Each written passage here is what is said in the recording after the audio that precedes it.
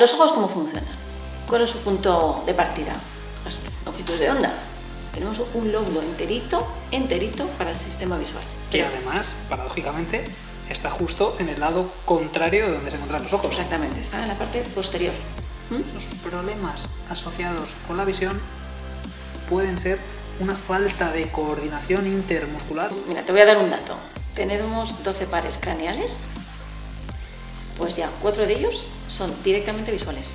Entonces, el seguimiento visual es una habilidad fundamental en cualquier deporte que esté ligado a una pelota. Que la gente entienda que es un examen optométrico. La agudeza visual es una prueba, una de a lo mejor 20 que puedes estar haciendo. Pues si realmente no es un problema real de TDAH, sino es un problema que tengo la misma sintomatología con un TDAH, si tu hijo está teniendo problemas para mantener la atención y es por causa visual, te lo voy a decir en una hora. Que se está saltando palabras, que se inventa palabras, que se salta de renglón. Al menos una sospecha de que aquí puedes estar teniendo un problema visual. Y esto se llama de forma concreta problemas senosacádicos. Este es el podcast de ProMovimiento. Bienvenidos un día más al podcast de ProMovimiento. En el día de hoy tengo la suerte de contar con Natalia Mores. Natalia, ¿qué tal estás? ¿Qué tal, Beltrán? Muchas gracias por invitarme. Antes de empezar con el capítulo de hoy, te voy a presentar a nuestro patrocinador principal. Es el software de gestión de entrenamientos Trainer Studio. Es una aplicación dedicada y destinada a aquellas personas que no quieren depender de un sitio físico para llevar a cabo su modelo de negocio o que buscan dar un poquito más de seguimiento extra a sus tratamientos, pudiendo generar un acompañamiento adicional con todas las planificaciones que vas a poder desarrollar dentro de ella. Mira, te voy a enseñar un poquito lo que es mi aplicación por dentro, porque es la que yo utilizo personalmente para gestionar mis asesorías. Una vez que estamos dentro, vamos a tener un dashboard muy claro en el que vamos a poder comprobar el estado de consecución de los entrenamientos por parte de nuestros clientes y cuánto tiempo nos queda hasta que se venza el plan que hemos establecido. Vamos a poder tener una distribución muy clara de cada una de las semanas que tenemos de trabajo con cada una de las personas que tenemos aquí dentro. Podemos desplegar los bloques, hacer una modificación sencilla añadiendo o quitando ejercicios, mover bloques de un día para otro y poder editarlos sin ningún tipo de problema. Y a partir de ahí, las posibilidades son inmensas, porque tú puedes copiar diferentes días y trasladarlos a otra pestaña de forma sencilla que te permita ser muchísimo más rápido a la hora de poder ajustar los planes. Una vez que tú tienes una base de trabajo hecho, habitualmente lo que hacemos es meter especificaciones, quitar, poner ejercicios, pero sobre la base hecha. Eso es una de las cosas que más tiempo te va a optimizar si todavía no trabajas con ninguna aplicación de gestión de entrenamientos. Entonces, una vez que tú tienes hecha esa modificación, puedes hacer una traslación de los bloques de ejercicio de forma súper sencilla, te metes dentro del bloque de ejercicio y aquí haces una sustitución de los ejercicios sin ningún tipo de problema. Y eso es una de las cosas que más tiempo te va a ahorrar dentro de la gestión de tu día a día. Así que muchas gracias Trainer Studio por haber confiado en nosotros para patrocinar el podcast de hoy y pasamos a la entrevista. Bueno, tenemos que decir, antes de nada, que el podcast de hoy tiene unas condiciones bastante singulares. Y es que se nos ha ido la luz dentro de nuestra instalación y estamos con unos focos que no sabemos cuánto va a durar la batería y tenemos una incertidumbre brutal en este sentido. Así que bueno, posiblemente... seguramente salga perfecto. Posiblemente haya que hacer algún ajuste si se nos acaba. Bueno, Natalia, para que te contextualice un poquito las personas que nos están escuchando, tengo unas preguntas rápidas. Venga, dale. Nombre completo. Natalia Mores González. Muy bien. ¿Tienes algún apodo? No. ¿No? Y la gente viene sin apodo. Bueno, tengo muchos apodos ¿Sí? en realidad, pero no uno fijo. Todo el mundo me llama un poco como quiere, Nati, Natis, de todas maneras, Natalí, lo que quieras. Pero nada relacionado con los ojos, ¿no? No. Vale. Bueno, he dado pistas de lo que va a venir después, así que continúo. Lugar de residencia. Madrid. Muy bien. Formación reglada. Soy optometrista, me gradué en la Universidad Complutense. Optometrista, Sí. ¿no? Vale. ¿Algo más de formación reglada? No. Vale, porque ahora tu profesión. Optometrista, me formé en la Universidad Complutense de Madrid. ¿Cómo acabé allí? Pues no lo sé. Esos momentos de tus 17, 18 años no tienes ni idea de lo que vas a hacer, solo sé que quería dedicarme a algo sanitario o la vía sanitaria, pero no lo tenía nada claro. Así que mi padre me empujó a meterme en esa vía porque en ese momento no había ningún paro ni nada.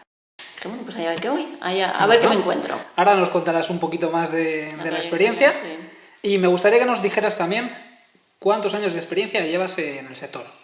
Pues llevo más de 25 añitos ya en esta andadura. Ya son unos cuantos de recorrido. Eso, sí. Vale, Natalia, para que nos ahondemos un poquito en tu recorrido profesional, me gustaría que nos contases por las diferentes etapas por las que has pasado y dónde estás ahora. Mi carrera profesional. Exacto. Vale. Pues como te digo, yo empecé por ahí, estaba terminando el último curso de carrera y no lo veía nada claro. No sabía dónde iba a acabar. En esa época, sobre todo, estamos hablando de hace 25 años, pues la finalidad una vez terminar era acabar en óptica, en una parte como más comercial. ¿De carrera, pero de qué carrera? De óptica y optometría. Vale. Y no me estaba gustando la salida que iba a tener después de la carrera, hasta que tuve la suerte, pues terminando ya ese curso, me topé con un optometrista que se dedicaba a la terapia visual. Y le estuve escuchando y dije, esto ya es otra cosa. Y entonces, a partir de ahí, bueno, terminé mi carrera, hice un máster de formación en terapia y de especialización y poco a poco, pues me he ido formando, pues imagínate... Espera, sí, aquí no hay que obviar nada. Se nos acaba de ir un foco. Vamos a ver si tenemos cobertura con el otro. Bien. Qué desastre. Qué desastre. Lo del día de hoy va a ser para recordarlo. Bueno, pues dónde iba. Y nada, a lo largo de estos 25 años, evidentemente, como sanitaria que soy, pues no te queda más remedio que estar formándote constantemente. Y entonces, bueno, pues eso, hice un primer máster de especialización, luego hice otro curso también de especialización, y a lo largo de toda esa trayectoria, pues bueno, al final la clínica te va llevando también a irte complementando todos esos cursos de formación y para ir enriqueciéndote por ti como profesional y también para poder dar un mejor servicio a tus pacientes.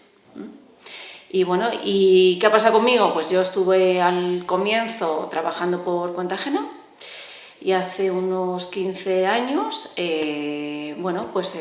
formé parte de un equipo. Ahora mismo soy socia del Centro de Terapia Visual Skeffington y estamos codirigiendo ese centro. Y es un centro, bueno, pues como bien dice la palabra, nos estamos especializadas y tenemos la suerte de poder vivir de este tipo de trabajo, que es la terapia visual. Qué bonito. Sí. Ahora andaremos un poquito más, porque creo que uno de los mayores problemas que hay en cuanto a la optometría es que hay mucho desconocimiento, sí. Incluso de personas profesionales relacionadas con el ámbito de la salud, que no tienen completamente claro qué es la optometría y me gustaría que nos lo aclarases. Vale, pues vamos a ver. Hay, digamos, dos tipos de profesiones que tenemos en común la salud visual. Uno son los oftalmólogos. Los oftalmólogos son médicos que hacen su especialidad en oftalmología. Entonces, como médicos que son, ellos son especialistas en patologías. Es decir, si tenemos un ojo que tiene un problema patológico, tiene una catarata, necesita cirugía, necesita un fármaco, necesita, no sé, algún tipo de tratamiento de su salud, porque algunas estructuras están afectadas, debe ir al oftalmólogo. Ahora bien, si lo que tienes es un problema funcional, es decir, tu sistema visual, por la razón que sea, no funciona como debe, pues ahí estamos los optometristas. ¿Qué tenemos en común? Hay un aspecto que tenemos en común, que es la parte de graduación, o llamamos de una forma más técnica la parte refractiva. Ambos también medimos un aspecto dentro de la visión que se llama agudeza visual. Y entonces ese es el punto como más común que tenemos, ¿no? Luego también dentro de la oftalmología hay ramas, hay pues, oftalmólogos que se dedican, a lo mejor son más especialistas en retina o más especialistas en cirugía, etcétera, etcétera. Un poco también parecido pasa con la optometría. Al final cada profesional se va formando su propio camino, su especialidad, ¿no? Y eso también forma parte de ese abanico de profesionales que tú debes ir dirigiendo de un sitio a otro. Pero es verdad que hay muchas dudas sobre a quién me tengo que dirigir, a qué profesional me tengo que dirigir si yo tengo un problema de visión. Pues es que depende. Nosotros, ¿qué pasa? Que somos profesionales de atención primaria. Entonces, como profesionales de atención primaria, nosotros también vamos a hacer un cribaje. Es decir, si tú me vienes, Beltrán, a mi centro... Espera, vamos a poner las cosas encima de la mesa. A ver. Y es que yo, de la forma que conocí a Natalia, es yendo a su centro, charlando, y Natalia me vio tan mal que dijo, vamos a hacer una revisión, Beltrán. Entonces, me gustaría también que me utilizases a mí de contexto para explicar un poquito qué es lo que haces. Venga, ¿puedo hablar un poquito de ti? Puedes hablar absolutamente de mí. Bueno, Beltrán es miope medio alto. Y sobre todo de un ojo. Y sobre todo un ojo, es cierto. Y bueno, hicimos una... Bueno, vamos a ponerlo ya con las cifras encima de la mesa. A ver. En mi ojo izquierdo tendré como 6,5 en dioptrías, Sí. y en el ojo derecho como 1,75. Que ese es el gran problema que tengo yo a la hora de la vista. Hay una diferencia importante dentro de cómo tu ojo izquierdo está viendo y cómo tu ojo derecho está viendo. Ahora bien, puede ser que sea un problema o no tendría por qué ser un problema, pues depende. Eso es lo que hay que analizar. A ver, un problema es, ¿eh? Bien, para mí. de acuerdo, te lo compro, vale, es un problema. Pero no tiene por qué tener unas consecuencias importantes, ¿vale? Evidentemente es un problema porque tienes que llevar gafas o tienes que tener una compensación óptica, ya sea por gafas, por lentes de contacto, lo que sea. Y de hecho, no llevo gafas en este podcast. Bueno, habitualmente no las estoy llevando por los reflejos de los focos y demás, pero sobre todo es porque como mis gafas están un poquito desajustadas, está una un poquito más alta que otra, le entraría el TOC de especialista de la vista y no podría estar atento a otra cosa que no fuesen mis gafas. Tendría que estar mirándote todo el Exacto. Bueno, y entonces nada, estuvimos charlando, tuvimos una conversación muy agradable, nos pusimos al día de su profesión, de la mía, y bueno, vamos a ver qué pasa con tus ojos. Una cosa muy rápida, pero detectamos que había ahí un problema a nivel de párpados, ¿verdad? Entonces dije, bueno, pues ahora sí, como tú tienes un problema de párpados, la persona indicada que te tiene que tratar esos párpados va a ser el oftalmólogo. Que de hecho he ido esta semana pasada. Exactamente, ¿vale? Y entonces ahora ya estás con un tratamiento para normalizar la situación de tus párpados. ¿Por qué queríamos solucionar el problema de tus párpados? Porque eso también va a tener una consecuencia directa sobre tu lágrima. Y si tenemos unos problemas de lágrima, también vas a tener problemas en la calidad visual. Es que creo, además, que hay bastante desconocimiento de algo tan importante como es el ojo, porque sin la vista no somos nadie. O sea, si perdiésemos cualquier otro sentido, nos afectaría mucho, pero posiblemente no tanto como la vista. Y nosotros, los que hemos estado utilizando lentillas, utilizamos gafas, e incluso las personas que están en ese punto que no saben si lo deberían llegar a utilizar o si necesitan tener un cuidado específico sobre su ojo, necesitan saber, creo que ciertas cosas que yo desconocía y que a través de ti pues estoy empezando a conocer. Eso es. A ver, lo primero, pasa lo siguiente. Hacer una revisión visual una vez al año es fundamental. Porque no sabes, hay muchas veces que desconocemos hasta nuestros propios condición visual. El problema de muchas veces cuando no tenemos una condición visual óptima, tampoco sabes lo que te está limitando. Y en eso se basa parte de mi trabajo. Es decir, yo voy a analizar cuál es tu condición visual, vamos a ver tu funcionalidad y vamos a ver cómo esta situación de tu función visual está afectando, por ejemplo, a lo mejor a tu rendimiento de trabajo. Tú además que te dedicas a la parte de deporte. Pero luego tengo niños, muchos. Esos niños no van a venir a decirle a papá y a mamá, mamá, tengo problemas visuales. No van a decir. Así que tú vas a tener que estar ocupándote, tú como padre, por ejemplo, que tú tienes una niña pequeñita, vas a tener que estar ocupando de hacer tus revisiones visuales. Pero esas revisiones visuales también tienen que tener un objetivo. Y el objetivo de esa situación visual es que necesitas no solamente tener una buena agudeza visual, sino que tienes que tener un abanico de habilidades visuales para asegurarte que tu hija, cuando vaya al cole, vaya con todas las herramientas para ir al cole.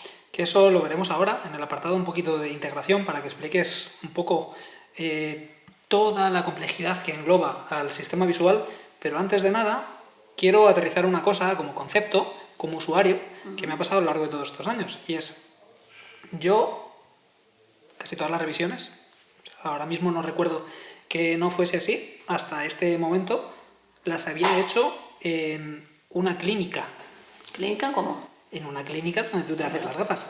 Ah, ¿una óptica? En una óptica, que ahí no sé si las personas o una persona dentro de la clínica tiene que ser oftalmólogo o no, pero, por ejemplo, yo tengo ese problema de ojo seco, que yo siempre me notaba los ojos secos, pero no sabía que eso se catalogaba como una patología concreta, y no sabía que se trataba, y no sabía que eso me estaba afectando el hecho de no poder utilizar lentillas.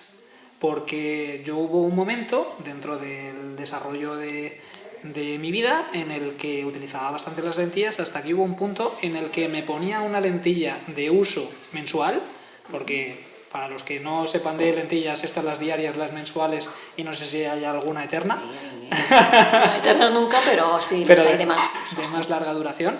Y una lentilla mensual me duraba literalmente menos de un minuto, porque la destrozaba, se resecaba y eso ya no era posible utilizarla más. A ver, pasa lo siguiente con las lentes de contacto. Yo, como siempre digo, no hay malas lentes de contacto, sino malos usuarios. Y luego, lo primero, antes de poner una lente de contacto, tienes que asegurarte, yo soy contactóloga y me dedico también a la parte de lentes de contacto. Primero porque hay pacientes como tú que vienen demandándolo y hay otras opciones, como las lentes de contacto, que me da opción para completar mi trabajo de terapia visual, por ejemplo. Pero ¿qué pasa con las lentes de contacto? Tú, antes de poner una lente de contacto, tienes que asegurarte que el ojo está sano, lo primero. Claro. Para eso hay que hacer un estudio de la parte del globo ocular, de la parte externa del globo ocular. Tú le ves con unos microscopios y ves que la calidad lacrimal cómo es, ves cómo son los anexos, etcétera, etcétera. Luego se habla con el paciente y dice, ¿qué es lo que quieres? ¿Para qué quieres las lentes de contacto y qué uso le vas a dar? Y entonces, en función de, dice, pues el paciente, pues mira, es que lo voy a usar para estar delante del ordenador y lo voy a tener que necesitar, no sé, 14 horas. Pues te digo, pues siento darte malas noticias, pero a lo mejor ni vas a poder usarlas tanto tiempo, ni a lo mejor estás cómodo tanto tiempo. No lo sé, habría que verlo. Para eso también se hace un proceso que se llama de adaptación. Y entonces, en función de eso, se elige también la lente de contacto a utilizar. Porque tú tienes lentes de contacto para compensar el problema de miopía, como es tu caso, de astigmatismo, de hipermetropía, o también tienes lentes de contacto de un uso más especializado porque quieres que tu córnea, que es la cara externa del ojo, se mantenga en buenas situaciones porque tienes un problema patológico. Y hablaremos luego, si quieres, de esto. O quieres controlar la miopía, que también podemos hablar de esto, ¿sabes? Entonces, en función de eso, se elige la lente y se usa el reemplazo y se da una serie de recomendaciones que el paciente tiene que seguir. El problema es cuando no lo siguen, cuando no vienen a revisiones, cuando no se lavan las lentes de contacto cuando hay que lavarlas, cuando no se desechan cuando hay que desecharlas. Entonces, cuando no se cambian los estuches cuando hay que cambiarlos, porque en los estuches se forma, como yo digo, la fiesta de las bacterias, y ahí se forman unos problemas y empezamos a tener los problemas de lentes de contacto. Pero no son malos productos, simplemente es que no sabemos utilizarlo o no los utilizamos como debemos. Yo creo que sobre todo es que falta bastante información, porque una de las cosas que yo achaco también a que se haya perpetuado mi proceso de ojo seco y con ello la incapacidad para poder utilizar lentes de contacto, Sí. es que nadie me lo había dicho. Y he ido a ópticas, me habrá visto el oftalmólogo de turno dentro de la óptica, pero nadie... En ópticas no tienes por qué encontrarte oftalmólogos, ¿eh? En este caso, creo que referenciaban que había una persona que era la que veía para hacer X evaluación, que sí que era oftalmólogo, y a mí me ha visto un oftalmólogo. Y nadie me dijo, trátate esto. Solamente es, gradúate, pues si no puedes utilizar lentes de contacto, hazte unas gafas. Normalmente, para aclarar, normalmente en óptica tienes a ópticos optometristas también, ¿eh? Ojo, que tienen la misma base formativa que yo. Lo que pasa es que mis compañeros, pues algunos dicen, mira, pues a mí me gusta mucho la parte comercial y se quedan en ese mundo. Cosa que es necesario también, evidentemente. Yo, en cambio, estoy mucho más verde en estos aspectos comerciales o en nuevas lentes que van saliendo. O sea, lo conozco porque lo tengo que conocer, porque lo tengo que manejar, pero no soy la más experta en todo eso. Para eso también están mis compañeros. Entonces, si tú has ido a una óptica y te han recomendado eso, sería porque en ese momento sería adecuado. Ahora bien, si luego viene el problema, pues hay que también saber dar solución a ese paciente, que eso es a veces donde estamos un poquito más cojos. Sí, sí, total. Y bueno, retomando un poquito mi caso, contextualiza un poco la valoración que me hiciste y demás para que la gente tome un poquito contexto de toda la profundidad del desempeño que se hace dentro de la optometría. Bueno, yo te digo cómo yo trabajo. Exacto. Vale. Viene el paciente. Vamos a hablar de un paciente adulto como es tu caso, por ejemplo. Vengo yo. Vienes tú como paciente. Lo primero que hacemos es un historial muy completo. Para que te hagas una idea, nosotros mandamos un cuestionario. Ese cuestionario pues a lo mejor puede tener 8, 9, 10 hojas, ¿vale? Porque necesitamos saber mucha información antes de la consulta. De esta manera también aprovechamos mejor el tiempo de consulta y puedo hacerle las preguntas que necesite y aprovechar mejor el tiempo. Entonces, lo que hacemos es, yo, desde que entra el paciente hasta que sale, le observo. No solamente le observo los ojos, tenemos a pacientes, pero no tenemos unos globos oculares que vienen andando a la silla del gabinete, sino tenemos una persona que tiene unos globos oculares. Y entonces, bueno, a partir de ahí, del historial, necesitamos saber qué ha pasado con la historia familiar, etcétera, etcétera. Y lo que hacemos es empezar la valoración. Ok, dentro de la valoración, para que te hagas una idea o para que la gente entienda qué es un examen optométrico, la agudeza visual es una prueba, de a lo mejor 20 que puedes estar haciendo. Que la agudeza visual es la típica que se hace cuando te vas a hacer las gafas. Correcto. Para que se ponga todo en contexto. Entonces, bueno, te enseñan un octotipo de letras, de dibujos, bueno, en función de la edad del paciente. Pero eso es solamente una pequeña información. Cuando yo estoy midiendo agudeza visual, por ejemplo, yo no sé el esfuerzo que está haciendo este paciente para ver esas letras. Y esto es una parte importante. Si yo estoy midiendo la agudeza visual y estoy tapando un ojo y luego el otro, esto no es real. Porque en realidad tú no vas a ir por la vida con un ojo tapado, ¿verdad? Entonces tenemos dos ojos y yo tengo que saber efectivamente qué ve cada ojo. Pero no, necesito saber una condición con los dos ojos abiertos. Entonces para eso se hacen las pruebas de una forma determinada. Y luego también se nos olvida muchas veces medir de cerca. Tú eres joven. Tú no te has quejado de visión de cerca, porque todavía eres joven, no te estás en ese proceso que se llama vista cansada o presbicia, pero yo necesito también saber si tú estás haciendo un esfuerzo para enfocar o no, o para ver esas letras de una forma adecuada o no, o si estás usando los dos ojos de forma simultánea para ver esas letras. Entonces, además tu condición es una condición particular, porque tienes un ojo con una diferencia muy importante respecto al otro. ¿Qué pasa con tu ojo derecho, que es el que tiene menos graduación? Que tus letras las vas a ver más grandes. ¿Tú sabías que a través de las gafas se ven más pequeñas las imágenes? ¿Te das cuenta? Sí, eso sí. Claro, y en tus gafas es muy marcada esa situación. Y de hecho, una de las cosas que yo llevo dentro del estudio de la vista muy poquito tiempo y he visto, valga la redundancia, toda la profundidad que tiene. Y de hecho es que son fuentes de información completamente diferentes la que puede estar recibiendo un ojo u otro, con toda la diferencia que hay de graduación. Entonces, todo eso implica luego un procedimiento de procesamiento de esa información, de unirlas. Claro. O sea, es que, claro, la información tiene un camino muy largo. Explícame. Me explico. Los ojos, ¿cómo funcionan? ¿Cuál es su punto de partida? Las longitudes de onda. O sea, a partir de ahí, el ojo va a recepcionar esas longitudes de onda y lo que necesita con esos rayos de luz es que la luz acabe en un puntito de la retina, que se llama la fovea. Entonces, en la fovea, que es un punto muy chiquitito, dentro de toda la retina, que es el fondo del ojo, por ahí se acumula la mayor cantidad de unos fotorreceptores, que se llaman conos. Y luego también en extensión hay otras células fotosensibles también que se llaman bastones. Bueno, no nos vamos a meter mucho en esto, pero para que lo entendamos es así. Pero en ese puntito, donde están esos fotorreceptores, esto es como los píxeles de la televisión, a mayor concentración de conos, mejor calidad de imagen. Así que todo ese sistema óptico que es el ojo va a tener que encargarse de llevar esa luz y focalizarse en ese punto tan chiquitito que se llama la fobia. ¿Bien? Que este es el apartado, por así decirlo, más estructural Exactamente. dentro del proceso de la vista. Entonces tú tienes una córnea, que es una lente transparente, debe estar transparente, tienes luego un iris, que es como el diafragma de la cámara de fotos, que se aumenta o se disminuye en función de la intensidad de luz. Luego vas a tener una lente, ¿vale? Que ese es como el objetivo, que va a curvarse más o menos en función de a qué distancia tengas el estímulo. ¿De acuerdo? Y todo eso es como una cámara de fotos de las antiguas, ¿vale? Y todos esos rayos de luz van a llegar a la fobia. Y entonces ahí empieza el viaje neurológico, porque todos esos fotorreceptores van a ir transformando esos impulsos de luz en impulsos nerviosos a través de la vía óptica. La vía óptica es un camino muy largo. Y entonces además esa vía óptica va a llegar hasta el fondo, va a llegar hasta la parte posterior del cerebro, que se llama el córtex visual. Tenemos un lóbulo enterito para el sistema visual.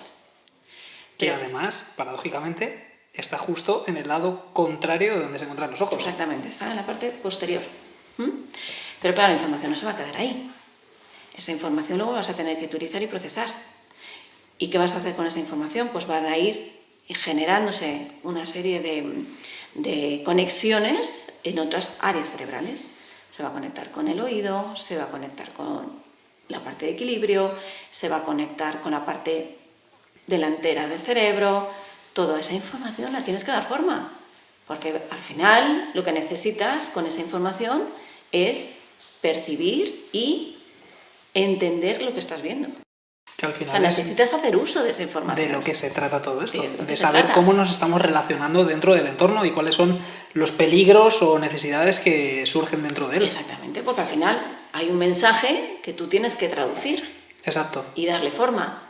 ¿Por qué tú y yo no vemos lo mismo? Porque tú le das un entendimiento y yo le doy otro entendimiento. Totalmente.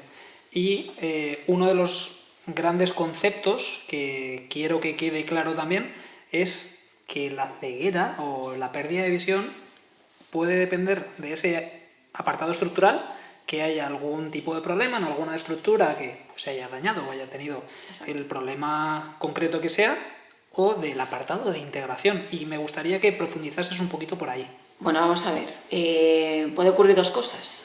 Puede ser que no llegue la luz, porque la simple estructura del globo ocular pues a lo mejor tiene una calcificación, o ha tenido un daño, o se ha generado, en vez de que esos medios sean transparentes, algún problema, un trauma, por ejemplo, pues a lo mejor te puede generar una ceguera a ese nivel, pero simplemente porque no está llegando la luz.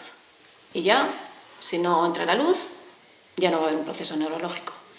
Pero luego se puede dar también un daño a nivel neurológico, a nivel de cortes, por ejemplo, y tú vas a tener una ceguera, porque no vas a ser capaz de entender lo que estás viendo. Claro, eso es un proceso, por eso digo que el camino es muy largo, y todo se tiene que ir dando, y todo tiene que ser de forma adecuada, pero si el proceso neurológico no se da, puedes tener un ojo sanísimo, pero tener ceguera. O distintas vertientes, o sea, no tiene por qué ser una ceguera total, o puede ser una anomalía dentro del procesamiento visual o lo que sea. Al final esto es muy complicado. ¿Podrías comentar esa anomalía concreta que estuvimos comentando ese día en consulta? Vale. Todo esto vino porque... Te lo digo porque es que me pareció súper interesante para poder traerla para acá. Vale. A ver, estuvimos hablando de los pacientes con daño neurológico, daño adquirido. Bueno, sí, nosotros también tratamos pacientes con daño adquirido, entonces estos pacientes pasan por muchas etapas. Muchos médicos necesitan mucho trabajo multidisciplinar. Y bueno, uno de los apartados que se olvidaba mucho de estos pacientes es la parte visual, cuando curiosamente tienen mucha afectación a nivel visual. Que puede ser una afectación porque tengas la ruta visual afectada. Y entonces puedes tener un daño de este proceso que estamos hablando. Pero este caso en concreto, lo que estuvimos hablando, es porque esta persona tenía una, ¿cómo se dice? Como una ausencia de parte del campo. Entonces, no es que tenga dañada la vía óptica, sino que ignora parte de su campo visual. Eso se llama un neglect, porque hay una afectación en el lóbulo parietal posterior. Derecho, perdón, en el lóbulo parietal derecho. Entonces, estos pacientes ignoran parte de ese campo. Entonces, ¿lo ven? Sí, lo ven, porque efectivamente no hay un daño en la vía óptica. ¿Lo están utilizando o no? Entonces, tienen la misma conducta y comportamiento que si no lo vieran. Es súper, súper curioso.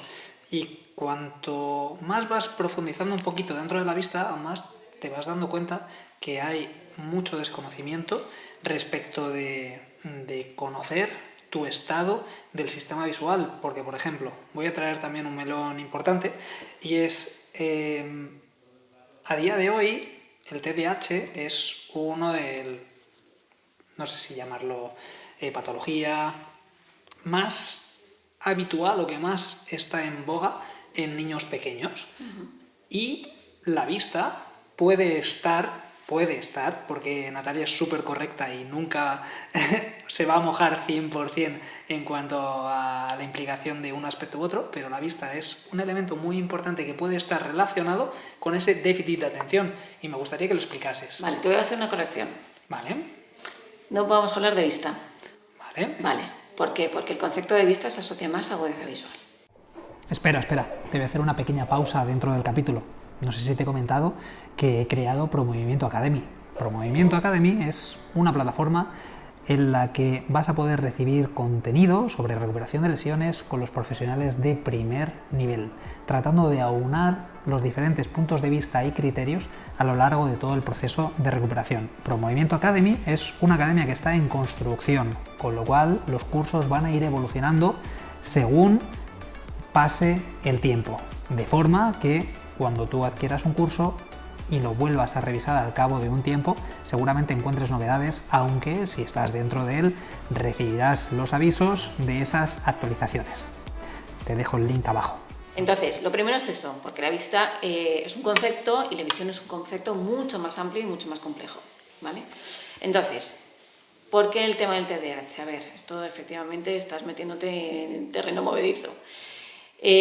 Lo primero, cuando yo recibo muchos niños en este sentido, o sea, que vienen ya con un diagnóstico hecho, que este diagnóstico evidentemente lo tiene que hacer o bien un neuropsicólogo o un logopeda a veces también, un neurólogo, en fin, vienen ya con un diagnóstico previo.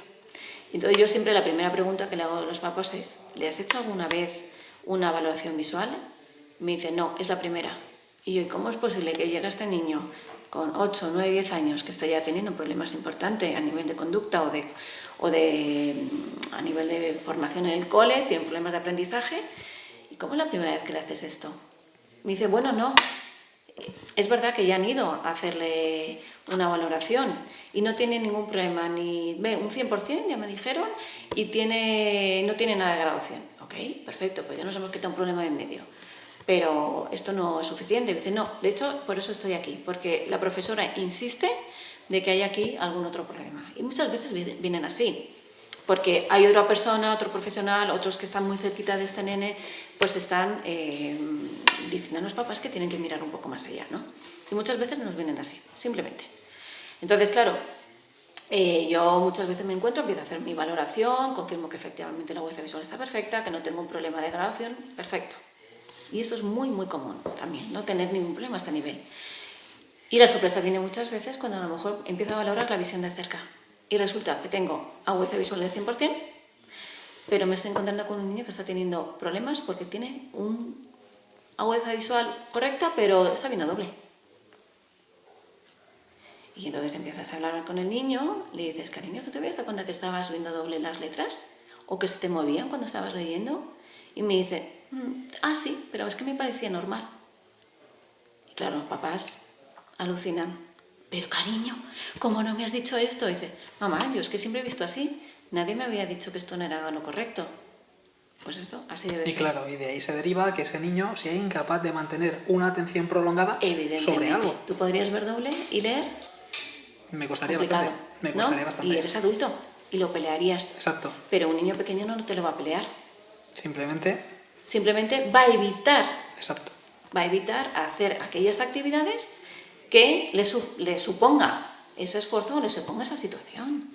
Entonces, claro, me vas a decir a qué cole puedes ir donde no tengas que leer y escribir.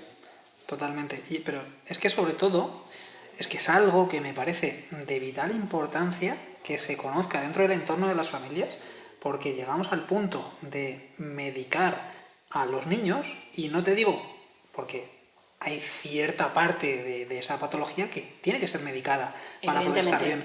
Pero si se está medicando por no haber hecho un diagnóstico correcto, pudiendo eliminar esa parte que te está generando la patología, es que tenemos que agotar todas estas vías de conocimiento del estado de esta persona. Eso es lo que yo digo. Esto lo vas a ver en 1 hora. O sea, si tu hijo está teniendo problemas para mantener la atención y es por causa visual, te lo voy a decir en 1 hora. Y nos habremos ahorrado un montón de tiempo y un montón de trabajo también. Porque si tienes un problema a nivel visual, resuélvelo primero. Es que es lo primero. Vamos a ver, el cerebro va a funcionar en función de las entradas de información. ¿Cuáles son las más importantes? La primera, la visual, porque 1/3 de la energía total del cerebro se la va a llevar la visión. Pensaba que era incluso más. No está mal, ¿eh? En buenas condiciones. Sí, total. En buenas condiciones. Si no funciona en buenas condiciones, más todavía. Es como un coche que no funciona bien y que está tirando más de gasolina. Pues exactamente lo mismo. Y también la parte auditiva, que no nos olvidemos también de la parte auditiva. Y ambos canales de entrada de información tienen que estar en su situación óptima. Esto de partida. Que esto es un punto muy importante y que se tiene que matizar bien. Y es porque esa discrepancia dentro de la entrada de la información de las diferentes vías también generan problemas asociados. De hecho, muchas veces el problema de mareos, de migrañas, te viene relacionado por una alteración dentro del proceso de integración de los canales de información diferentes. Entonces, es una incongruencia dentro de ese procesamiento de la información que el sistema lo está identificando como un problema tan importante para tú poder sobrevivir en cualquier medio, que hace lo más potente que puede llegar a tener para que tú no te muevas. O para evitar los síntomas. Exacto. O para evitar los síntomas. Entonces, claro, por ejemplo, me voy otra vez al caso que hemos nombrado antes de TDAH. Pues si realmente no es un problema real de TDAH, sino es un problema que tengo la misma sintomatología con un TDAH, o sea, que me cuesta mantener la atención y la concentración, muchas veces lo que voy a hacer es evitar aquellas situaciones que me generan la sintomatología. Entonces, claro, son niños muy inquietos. Son niños que les estás obligando, piensan en el contexto. Este niño está en clase, sentado, y además tiene delante un libro. Y además la profe le dice que haga esas tareas, y el profe le dice que copie, y el profe le dice que tal, y luego vete a casa, y todo encima, todo lo que no has terminado, termínalo. Entonces, claro, se le traslada el problema a casa. Y el niño no entiende por qué no es capaz de hacer lo que sus compañeros de al lado. Sí, totalmente. Y empieza eso, a meterse en un círculo muy feo a nivel de conducta. Y a nivel de autoestima, ojo, ¿eh? Por eso era un melón que, aunque te metieses en un cierto berenjenal, creo que es de base. Sí, yo creo que es necesario. Creo que es de base que se comente, pero sobre todo y que se conozca. Sobre todo porque esto es muy fácil. Es muy fácil de Es tan atender. fácil como agendar una cita con Natalia, y Natalia te lo va a poder explicar bastante rápido. Bueno, y luego puede ser que además que realmente tengas tu TDAH, pero además tengas problemas visuales. Justo. Que están alimentando esa situación. Y entonces, evidentemente, vas a tener que hacer 2 trabajos para ir resolviendo. Lo bueno de lo nuestro es que es corto, entre comillas, y se resuelve en unos meses. Y ya está, y te vas a olvidar de mí para siempre. Sí, total. Te olvidas de mí para siempre. Pero luego también tenemos casos que, evidentemente, nosotros ponemos nuestro granito de arena, como optometristas que somos, pero va a tener que seguir trabajando con su logopeda, neuropsicólogo, lo que sea, su profesor particular, lo que sea. Y ahí entramos en el juego del trabajo multidisciplinar. Qué tan importante es dentro del manejo de casi cualquier patología. Exactamente. Muy difícilmente un solo profesional va a poder encargarse de todo el manejo del desarrollo de la patología o de la enfermedad. Eso es. Vale, Natalia, hemos hablado del apartado de la salud, que luego me gustaría... Bueno, incluso lo voy a traer ahora. A ver. Esto lo estuvimos comentando también dentro de la consulta que me hiciste de forma express, y es, ¿qué test Sí. sencillo, yo ya sé cuál, qué test sencillo podrían hacer en las casas, las familias, para identificar que tuviesen un problema de vista? Te voy a dar una pista de lo que me dijiste, ¿vale? A ver, porque hablemos de muchas Y cosas. es relacionado con lo que llevo en la muñeca. ¿Con el reloj? Sí. Ostras, no me acuerdo. ¿No? ¿Qué te dije? ¿No era dibujar un reloj? Ah, wow, pero no. No, eso es para el caso de Neglet. Ah, vale. No. O sea, esperemos que no tengamos todos pacientes con Neglet porque entonces la hemos liado. No. Pero O sea, explícale igualmente, antes de pasar a bueno, otro. eso es una prueba un poco particular que Porque se es hace muy de curiosa, sospecha. es muy Sí. singular. Bueno, eso es lo que se hace el paciente, hay muchos, pero eso lo que se hace es dibujar que el paciente que sospechas con Neglet tiene que dibujar un reloj y con toda la numeración del 1 al 12 y colocarlo a lo largo de toda la circunferencia. Porque la circunferencia ya viene dibujada o la tienen que dibujar ellos. No, tienen que dibujar ellos, tú le puedes enseñar lo que quieras, pero al final cuando ellos se van a poner a dibujar el reloj, lo curioso es que van a colocar todos los números en una mitad del reloj. Y hay otra parte de la mitad del reloj que lo ignoran. A eso es a lo que nos referimos. Curioso, Es curioso cuando me lo contaste. Pero eso trasladólo a todo. O sea, si estamos hablando aquí, yo tengo Neglet y puedo estar ignorando que la taza está aquí. Totalmente. ¿Y viene siempre relacionado con el ojo izquierdo? No O puede tiene ser que ver también con del el derecho. ojo, No tiene nada que ver con el ojo. Es que Tiene como más con el dijiste que campo estaba visual. en el lado Lado parietal derecho, derecho. y como Pero la eso información te siempre va puede cruzada... afectar, sí, pero esto te puede afectar en los dos. Vale. Bueno, y ahora, ¿qué test podrían hacer las familias en casa para empezar a sospechar que los nenes tienen algún problema visual que se tienen que... Bueno, ver? más que test, o sea, no les trasladaría a ellos esa responsabilidad, que me Vale. parece mucha responsabilidad decidir si tu hijo tiene problemas, ¿no? Me parece bien que Más pongan los bien, puntos en las sillas. Sí, me parece mucha responsabilidad. Esto es como decirte, mira a ver si tu hijo tiene caries. Yo no me atrevería, sinceramente. Ahora bien, pero tú sí que vas a estar atento a lo que está pasando en el círculo del cole. Es decir, llegan los 8 años, por ejemplo, esa edad, o 7 años, y tú te ves que un niño se está saltando letras a leer, que se está saltando palabras, que se inventa las palabras, que se salta de renglón. Eso ya te tiene que dar al menos una sospecha de que aquí puedes estar teniendo un problema visual. Y esto se llama de forma concreta problemas en los sacádicos. Los sacádicos son los movimientos que hacemos a saltos mientras leemos. Lo haces tú, lo hace el niño, lo hago yo.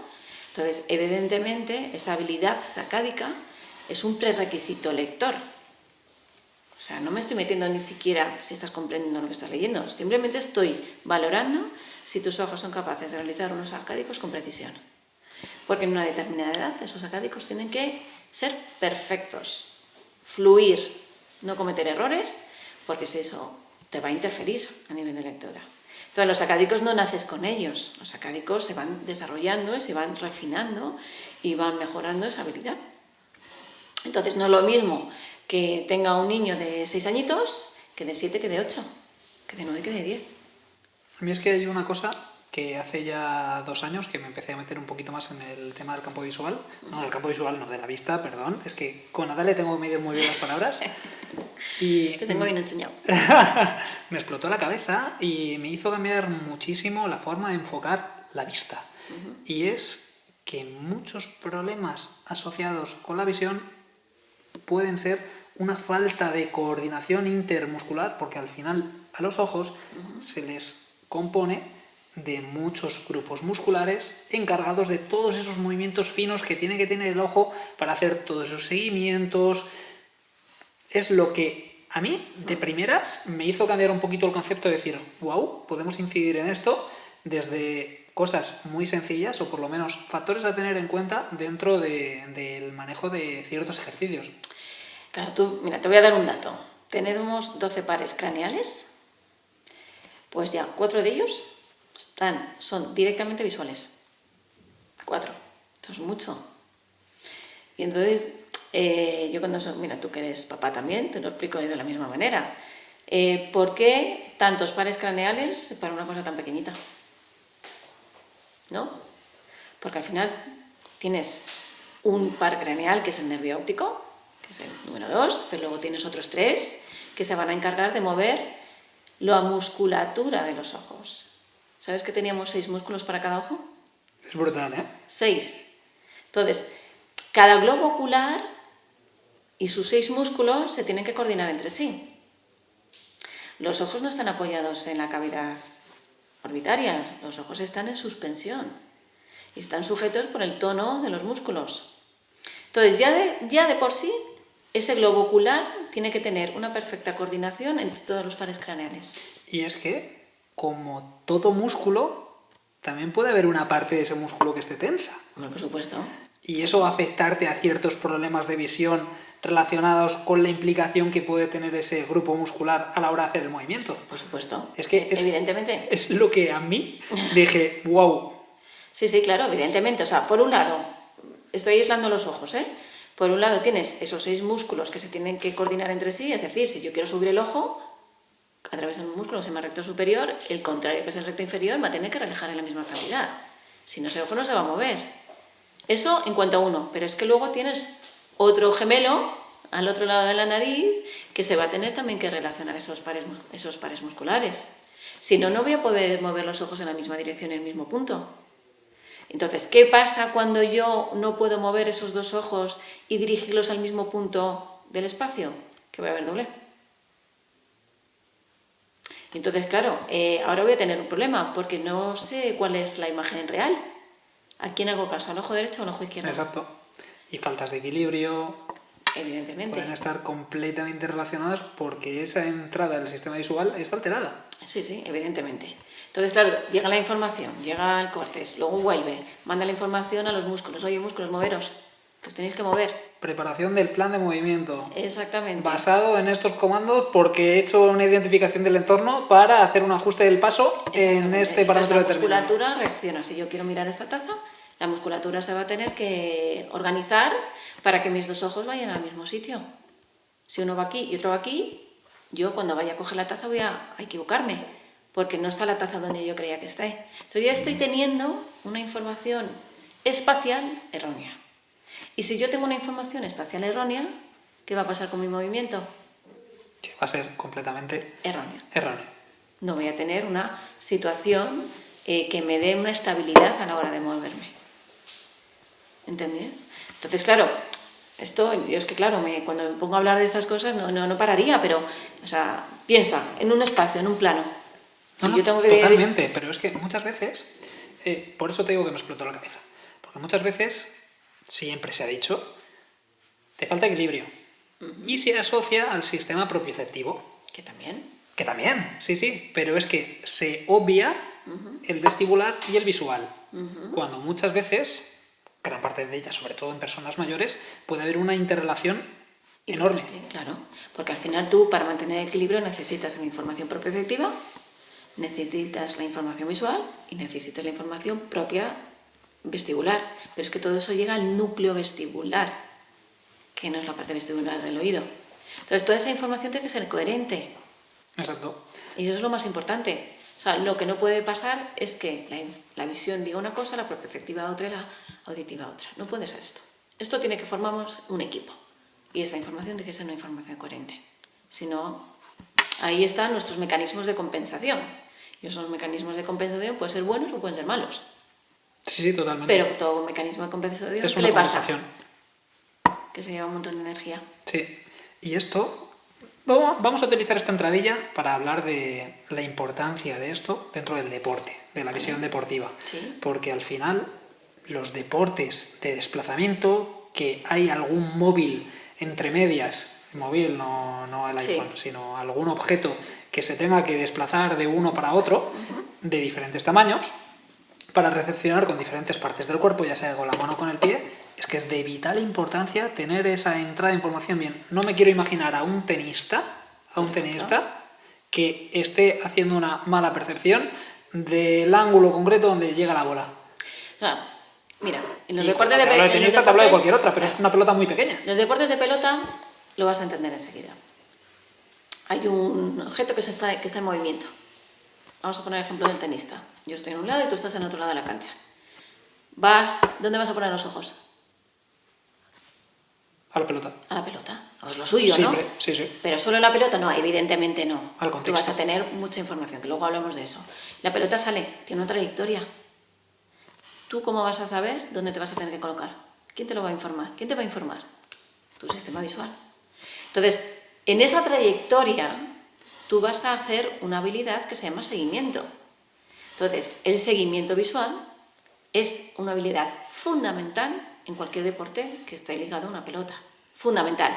Eso de primeras.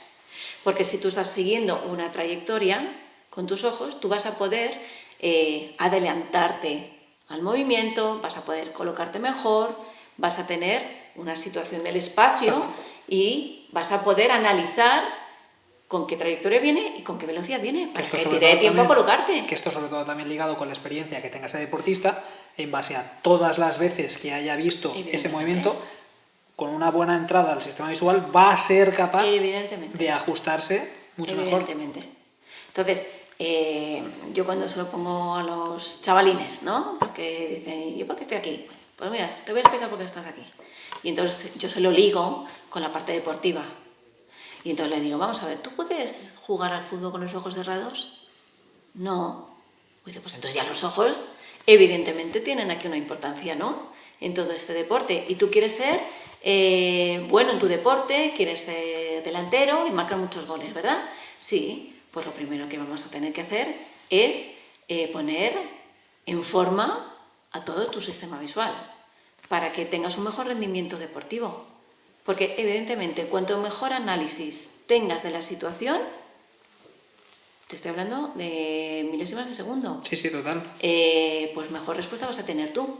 Entonces tú te podrás poner muy cachas con tus piernas, pero evidentemente si tu sistema visual no te informa adecuadamente que cómo viene esa pelota y con esa trayectoria, tú no vas a poder responder a la misma pelota. Exacto. Y entonces, esto... Y mira, buena pelota. Te lo voy a traer, además, en mi caso, porque eso también lo comentamos un poquito en consulta, y es, yo eso lo he notado con mi ojo izquierdo. Sí. Mi ojo izquierdo, como tiene que hacer mucho mayor esfuerzo para identificar toda la información que le llega, porque el grado de miopía que tengo es mucho mayor, yo me notaba que todo lo que me entraba por el lado izquierdo, que ahí estuvimos hablando lo de Lenglet, me costaba recibirlo. Sí. Entonces...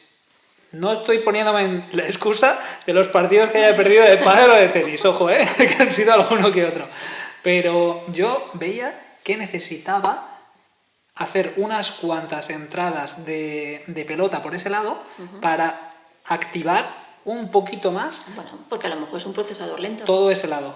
Evidentemente, a lo mejor, o sea, no sé cómo ha sido tu trayectoria a nivel infantil, ¿no? Pero a lo mejor ese ojo... ha llevado un procesamiento mucho más lento. Entonces, el ojo derecho, que es tu ojo, vamos a llamarlo así, más potente o dominante, pues es un ojo que analiza la información de una forma más rápida. Porque el ojo izquierdo tiene unas carencias. Claro, y tú has tenido unas carencias, seguro, en algún momento de tu vida, hasta que se te detectó el problema. Pero si en tu caso solamente te has dedicado a mejorar tu agudeza visual, pero no has mejorado otras habilidades visuales, pues a lo mejor ahí te has quedado un poco cojo. Entonces, no solamente es una situación de agudeza visual central, sino también tienes una visión periférica. Que trajeras, exacto, todos los diferentes apartados que componen la visión deportiva. Porque has hablado antes de los acádicos, que me gustaría que todavía incluso lo contextualizases más, pero también están las persecuciones suaves y están también todo el tema de la visión periférica, que... para que la gente entienda toda la importancia que implica esto, que lo que contextualices un poquito más. Venga, nos vamos por ejemplo al ejemplo de fútbol, ¿vale? Que ahí tenemos muchas habilidades visuales. Venga, tú tienes al jugador. El jugador lleva la pelota entre los pies. ¿Tus ojos dónde están? Pues a veces están los pies y a veces no están los pies, ¿no? Dependiendo de tus habilidades. Pero hay una forma mucho mejor todavía. Si tú eres capaz de mantener el control de la pelota simplemente con la información periférica que tengas, ya no vas a poder utilizar esa visión central para el análisis de la escena. El análisis de la escena significa dónde está el portero, dónde está la portería y además dónde están el resto de los jugadores. Que la periferia es la que te va a informar de la colocación de los restos de los jugadores. Y en unos instantes tú tienes que analizar quién es el que te va a quitar la pelota y a quién vas a tener que pasar la pelota. Y la periferia es la primera que te va a informar. Luego tus ojos se van a mover haciendo sacádicos de un jugador a otro, haciendo saltos para decidir cuál es el mejor jugador para dónde pasar la pelota o simplemente tirar a gol. Entonces, claro, tienes que tener seguimientos para seguir la trayectoria, tienes que tener una buena información de tus sacádicos, de la periferia, tienes que hacer un buen foco, porque tú vas a analizar aquella información enfocada o la vas a analizar de una forma más cognitivamente hablando. Vas a detectar esa información de una forma mucho más central y vas a analizar y vas a decir, bueno, pues resulta que tengo otro jugador a una distancia y otro jugador a otra. Tú ya vas a hacer cambios de foco también a distintas. Voy a mirar el balón, cambios de foco, miro cerca, miro lejos. Y además luego los ojos... Que ahí están los sacádicos. Por ejemplo, claro, los sacádicos, cambio de foco, de lejos a cerca. Y luego además los ojos que están tomando decisiones muy rápidas para juntar imágenes y no ver doble. La convergencia y la divergencia. Por ejemplo, convergencias más cerca, divergencias más lejos.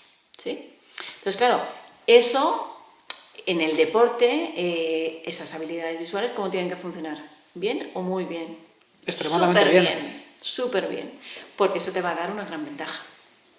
O por lo menos no te va a restar. Hombre, sin duda, porque eso sí que sería una penalización. Entonces yo, cuando estoy haciendo, por ejemplo, una valoración optométrica y me encuentro a un chaval que está viendo doble aquí arriba, y yo, ¿tú te habías dado cuenta que habías doble arriba?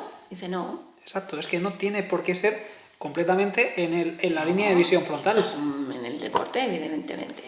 Y yo, pues estás viendo doble aquí, aquí y aquí. ¿A qué te dedicas? ¿A qué juegas? Dices, juego a voleibol. Y acabáramos, pues justamente en aquellas posiciones de mirada donde tus ojos tienen que subir, y en el voleibol esto lo haces constantemente, estás viendo doble. Y es que muchas veces no lo identifican hasta que tú se lo dices, porque el cerebro es tan potente que al final tiende a homogeneizar lo que es una entrada de información errónea, te trata de hacer la compensación oportuna para poder adaptarse a cumplir un objetivo de acción. Pero, lo que tú decías antes, todos los recursos que estás empleando en tratar de hacer algo que no debería suponerte ese gasto energético extra, que lo puedes dirigir para otras cosas. Claro. Entonces, ¿qué hace este chaval en el voleibol? Veo doble mirando arriba, ¿qué hago? Mirar lo menos posible arriba. O... No lo puedo evitar. Viene la pelota de arriba, ¿qué hago? Subo la cabeza. Y eso me acabaron los problemas. Bueno, que eso también pasa mucho con las gafas, realmente, porque las gafas, como están acomodadas para ver completamente en el centro, tú cuando miras hacia arriba tienes que girar toda la cabeza, porque si no pierdes ese foco. Claro, el problema de mover el cuello es que los músculos del cuello, ¿cómo son? No son tan finos como los de los ojos, ni muchísimo menos. Entonces, tienes más posibilidades de cometer errores si los ojos no se mueven con eficacia. Entonces, claro, evidentemente, cuando mejoran el rendimiento a nivel visual, que a lo mejor el chaval no me ha venido por eso, ¿eh?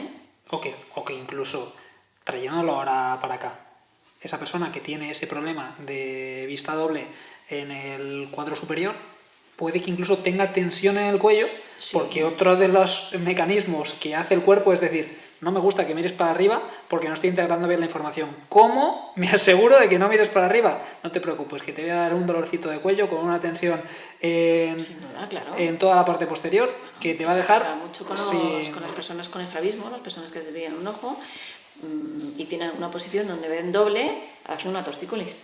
Y a lo mejor es una tortícolis muy leve, muy sutil, se ven en las fotos y se ven siempre así, mira qué gracioso, mira qué mona. Pero no... O sea, es que están colocando su cabeza en una posición de ojos donde tienen a lo mejor un mejor rendimiento visual o a lo mejor no ven doble.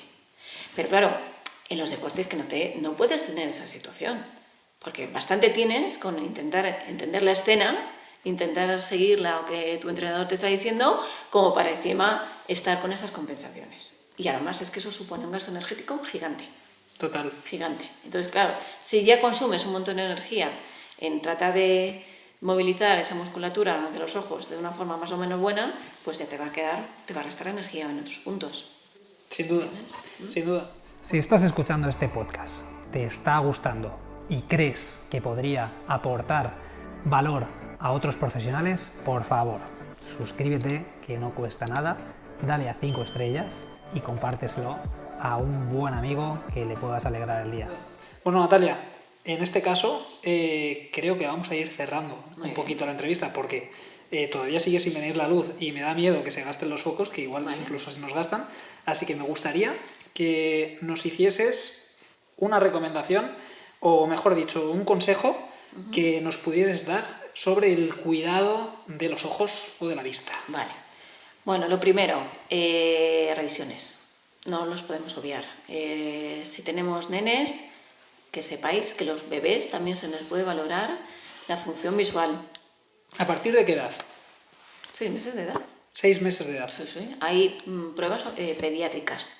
Te agendaré una con mi hija, Claro. sin duda. O sea, es que es fenomenal, porque además que son trocitos de carne con ojos, o sea, que se dejan hacer de todo. Pero puedes Bueno, poner... no sé si es la media, si la tienes mía... manejos, sí. La mía ya es otra cosa, ¿eh? Bueno, depende. O sea, cuando a medida que van creciendo hay unas edades ahí un poco más Ya complicadas. la conoces. Pero claro que se puede valorar, se puede tener un montón de conocimiento. Y además, ante cualquier sospecha de patología, al oftalmólogo que vas. O sea, eso es lo primero, porque tienes que asegurarte que los medios sean transparentes, de que no hay unas cataratas congénitas, que las hay, en niños que nacen con cataratas. O sea, te tienes que asegurar que el sistema visual se está desarrollando de un punto de partida adecuado. Tú en tu caso, por ejemplo, como eres miope, tú vas a tener que estar muy pendiente, porque le puedes haber transmitido esa situación, Seguro. ¿vale? Y entonces ahí tendrás que estar pendiente. Y luego, a partir de ahí, de los 6 meses, pues la siguiente, al mínimo, a los 2 añitos de edad. A la siguiente, cuando van a entrar en el cole, los primeros años. La siguiente, cuando van a empezar a leer justamente antes. Y de ahí igualmente. Eso como base. Si luego hay problemática, pues ya se ve y ya se van poniendo las situaciones a ver cuándo tienes que tener la siguiente revisión. Y luego lo mismo pasa con los adultos. Los miopes como tú, operados, por favor, los operados de miopía, que porque estéis operados no quiere decir que tu retina no pueda sufrir, sigues teniendo la misma retina que antes. Pero los operados de miopía precisamente son personas que descuidan más el fondo de ojo, porque ya se piensa que no son miopes. Y eso es muy importante, que tengan sus revisiones de fondo de ojo, para asegurarnos que todo está bien. Y luego, pues revisiones para tratar que si tengo una miopía, por ejemplo, ¿qué hacemos con las miopías? Tengo un nene que empieza a ser miope, pues vamos a hacer un control de miopía, que los miopes son los que llevan a cuestas el mayor número de patologías. Entonces tienes que asegurarte que esa miopía crezca lo menos posible y tener un control. Para eso ya hay medios. Antes esto no se trataba de esta manera, pero ahora ya hay sistemas con lentes de contacto que controlan ese crecimiento. Hay que tratar de todas las maneras de que esa miopía crezca lo menos. Así que, pues sí, revisiones, evidentemente, que somos personas de atención primaria, que ese es nuestro trabajo. Asegurarnos y prevenir, sobre todo prevenir. Bueno, Natalia, ha sido un tremendo gusto tenerte por aquí. Gracias a ti. Hemos salvado en la grabación. La situación. Tendremos que hacer un episodio solamente de cómo hemos salvado la grabación de hoy, porque va a dar para bastante. Así que mil gracias por haberte acercado hasta aquí.